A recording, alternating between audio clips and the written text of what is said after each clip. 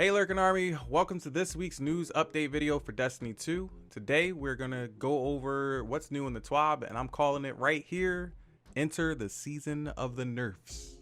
This week, Bungie starts off by congratulating the community on its efforts with donating and investing to the Tower Obelisk. We've come a long way fast, raising over 6 billion fractaline. We're coming to the final weeks of the end of the season, and for all of you Triumph hunters out there, the final Triumph will be unlocked within the next week. After that, Bungie brings us to talks about Sandbox previews for Season of the Redacted. They begin with a mention of putting weapons under a magnifying glass, and typically this brings along some form of discomfort for us. So buckle up, because this ride is about to get bumpy. Damage values, ranges, and reload canceling are topics on the table right now. Bungie is not happy at the state of weapons like snipers, grenade launchers, shotguns, fusion rifles, and auto rifles. Weapons in these families and their archetypes are getting some questionable changes next season, so let's go down the list. First up, snipers. Snipers are first up, taking a pretty big hit. The one taking the heaviest hit, in my opinion, would be the Izanagi's Burden. Snipers are getting these changes done to them. Damage to major enemies and above have been reduced to pre-Shadowkeep values. Adaptive snipers' precision multiplier has been reduced. Rapid fire sniper rifles base impact has been reduced as well. Izanagi's Burden Outlaw is being replaced with no distractions, and Honed Edges animation is no longer being affected by the reload stat. Bungie's reasoning behind this is because snipers have high utility and safety, so because of this, to even the playing field, these changes are being applied. My guess here is they want to expand on more variety in loadouts and give some other guns a more active role in high risk reward activities in the future. Next, we have grenade launchers. They are getting reworked by swapping around some archetypes.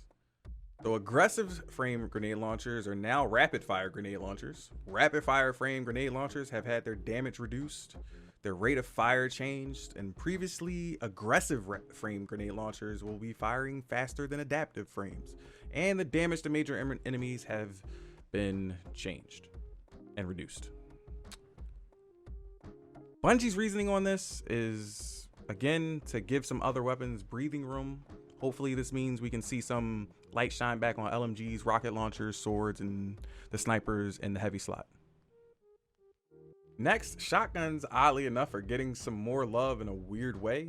Target acquisition for non-slug shotguns has been adjusted to account for pellet spread.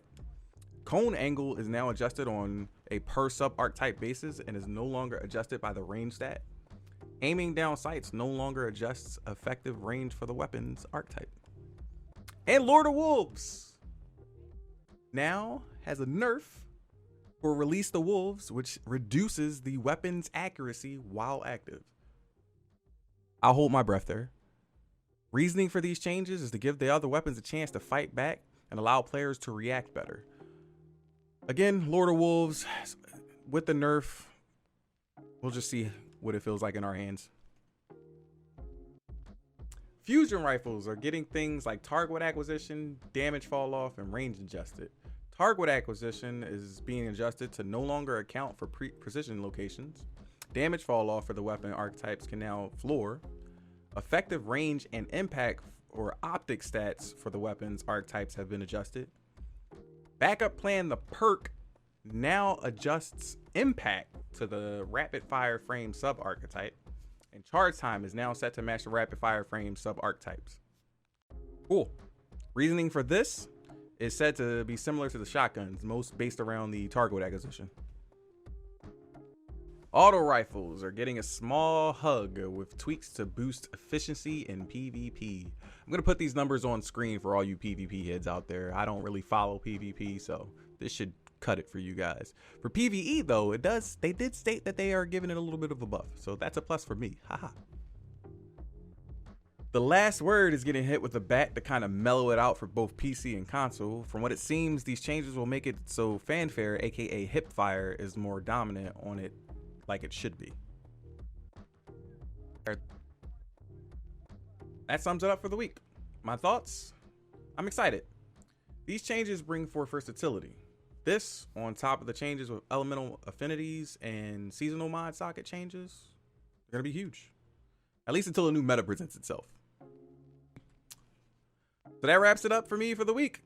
If you want to read the TWAB in full, I highly suggest you head over to Bungie.net and check out their social media as well. And I appreciate you guys taking the time to check out this video. If you want to catch me live, head over to twitch.tv/silenceswaffles, where I stream Sunday through Wednesdays, 5 p.m. to 10 p.m. Eastern, and Thursdays, 1 p.m. to 6 p.m. Eastern. You can also find me on Twitter as well. The links will be in the description below. Also, don't forget to like, share, and subscribe on YouTube, where we upload once a week. And as always, thanks for watching.